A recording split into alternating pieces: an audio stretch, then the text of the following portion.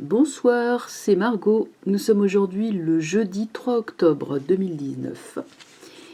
Je vous fais un petit topo. C'est sur les incendies en pagaille dans les usines en ce moment. Alors, je vais vous faire un petit récapitulatif. Je ne vais pas toutes les dire, mais voilà. Le 3 septembre...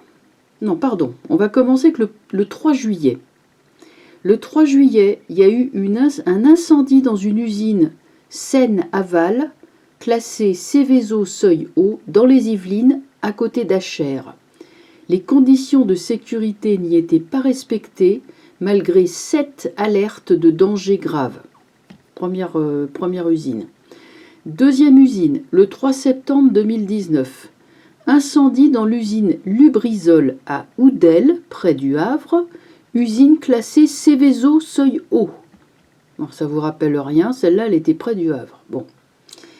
Ensuite, nous avons le 30 septembre, un incendie dans une usine classée Céveso seuil haut, là encore, à Toulouse. Bon, cet incendie il a été maîtrisé, avant que même que les pompiers arrivent. Le 25 septembre, donc ça c'est 5 jours avant, fuite de produits chimiques à l'usine Sanofi à Montpellier. Le 1er octobre, incendie sur un site industriel Eurocomposite à Echternach, c'est au Luxembourg, et ça a pollué la rivière. Bon, il y a eu aussi le 4 septembre un incendie dans une usine de charbon végétal activé dans les Landes. Et le 11 septembre, un incendie dans une usine de séchage de pruneaux dans le Lot-et-Garonne. Alors bon, ça peut-être, ces deux dernières usines ne sont pas des usines, je dirais, toxiques, puisqu'on y faisait des choses qui sans danger. Par contre, je trouve que ça fait quand même beaucoup d'usines chimiques qui brûlent. Alors, bien sûr, on peut se dire il y a eu la canicule, ça n'a pas aidé, mais ces usines sont sécurisées. Moi, j'ai connu, par exemple, en 2003, il y a eu une canicule vous vous en souvenez, qui a duré quand même 12 jours, où il a fait très très chaud, mais j'ai pas, à ma connaissance, le souvenir qu'il y avait des usines chimiques qui prenaient feu les unes après les autres.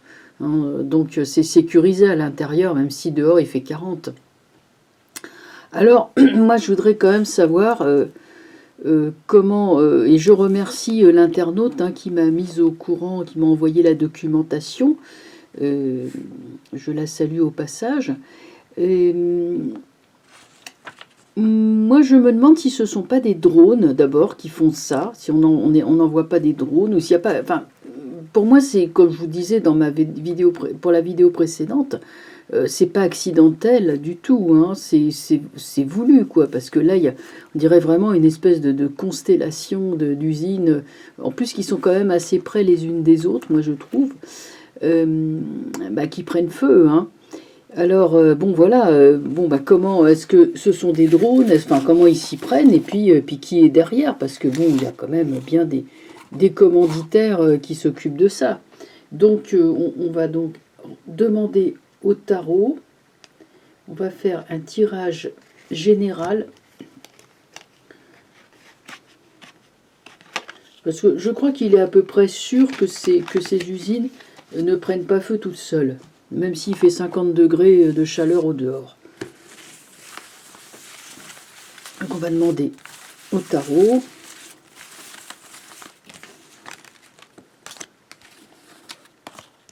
Je les mélange bien.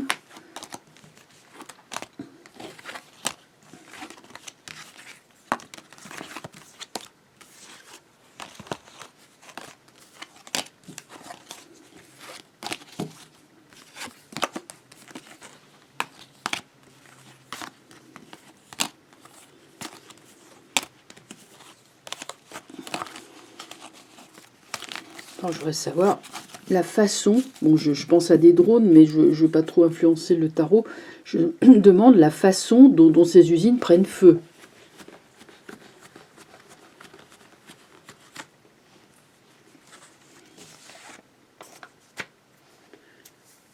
Alors, voyons, voyons.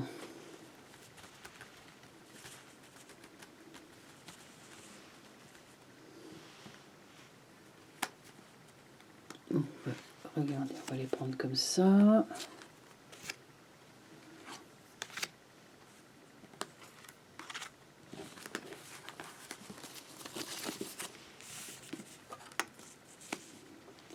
Bon, l'impératrice sort renversée, ouais. Oh là, la maison Dieu. Vous voyez l'explosion, elle est là, les cartes elles parlent. Hein. Hop, la reine de bâton, elle s'est mise dedans. Ah, c'est trop marrant. Bon, l'amoureux renversé. Attendez, je vais vérifier parce que ça c'est une arcane mineure qui s'est mise dans les majeurs et normalement on les tire pas mélangés. Alors attendez, je vérifie que j'ai bien toutes mes... Attendez, je vérifie. Il faut que je les compte du coup. Alors, excusez-moi ce petit contretemps. 1, 2, 3, 4. Je vais le faire avec vous. 5, 6, 7, 8, 9, 10, 11, 12, 13, 4. Alors la école, 14, 15, 16, 17, 18, 19, 20, 21, 22. Bon, bah celle-là, elle était en trop. Ben, on va la renvoyer là où elle était. Et puis, on va en tirer une. Ah ben, c'est le mat qui a sauté. Pendant que je l'ai... Le mat renversé a sauté. Elle est sortie du jeu. Hein. Vous avez entendu, là, le petit clac. Bon, elle est sautée. Bon, je la prends comme ça. Hein. Bon, ben non, c'est pas joli. Hein. Alors, oui, non, bien sûr, hein, c'est que c'est pas accidentel. Hein. Des personnages venus de l'extérieur avec des explosifs dans une mallette sont venus furtivement. Ce sont des repris de justice. Et ce sont des personnages retors et mauvais, hein, parce qu'en plus le mat est renversé.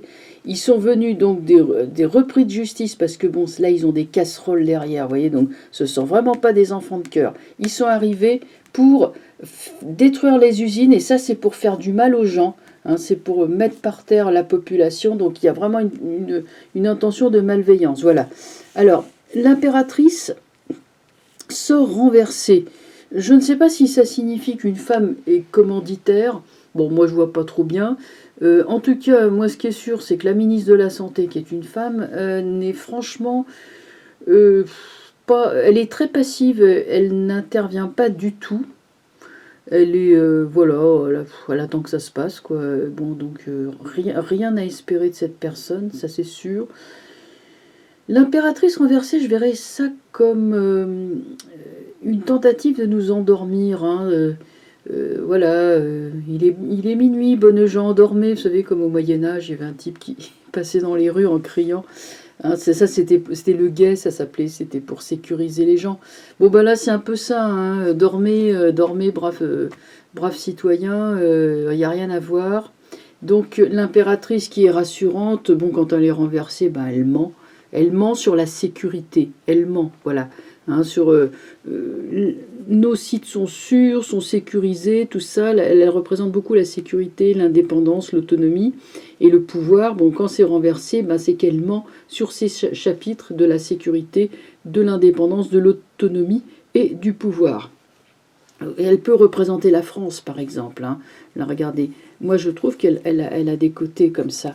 Hein, bon, le bleu, le rouge, bon, le blanc, il n'y est pas, mais c'est bien la France, moi je trouve ce pouvoir tranquille, vous voyez, c'est ce rayonnement, hein, cette façon de transformer la matière, de montrer l'exemple.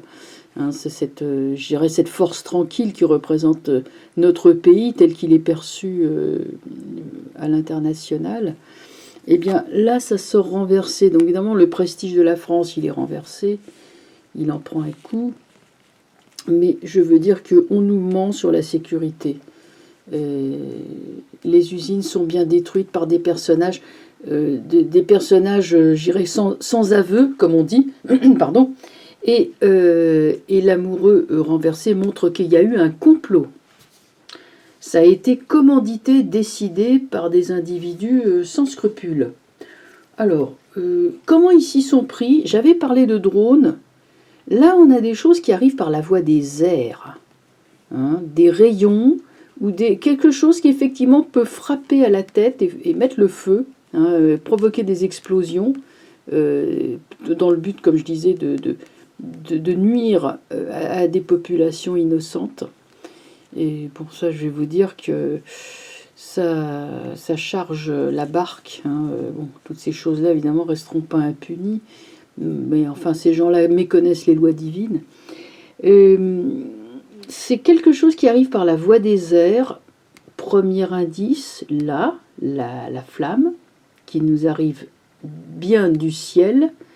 Et deuxième indice, c'est le petit chérubin qui vient du ciel et qui tire quelque chose, une flèche vers le bas. Donc là aussi, ça pourrait venir d'en haut. On va quand même les recouvrir pour voir un petit peu ce que ça peut donner par la suite. Donc, comme je suis curieuse, je voudrais bien voir.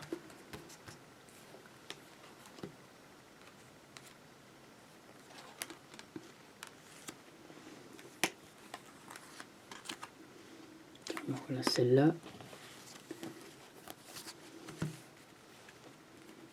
Ah non, elle se retourne pas là. Voilà. Arcane sans nom. Eh ben dites donc. L'arcane sans nom. L'ermite renversé. On fera tout pour étouffer l'affaire. Hein. L'enquêteur qui est chargé d'enquêter, on lui remerciera, on lui dira non, non, mon cher ami, c'est pas la peine. La force va quand même, les choses vont sortir. Hein. Ah oui, il y a l'étoile. Bon, l'eau sera dépolluée. Si vous voulez, ça commence mal et ça se finit bien. Je vous rassure quand même hein, là-dessus. D'abord, cette vague d'attentats. On est bien dans les attentats, on est bien dans le terrorisme. Un terrorisme qui est contre la France. Déjà, bon, un gouvernement qui est vraiment pas à la hauteur, c'est le moins qu'on puisse dire, mais là, il y a un terrorisme qui est contre la France. Donc, comme je vous disais, ça saute aux yeux. Il y a eu attentat, sabotage, attentat. L'enquêteur sera empêché d'enquêter. Mais les individus qui ont fait ça seront maîtrisés. Donc il y aura démantèlement du réseau, quand même malgré tout, qui va se faire.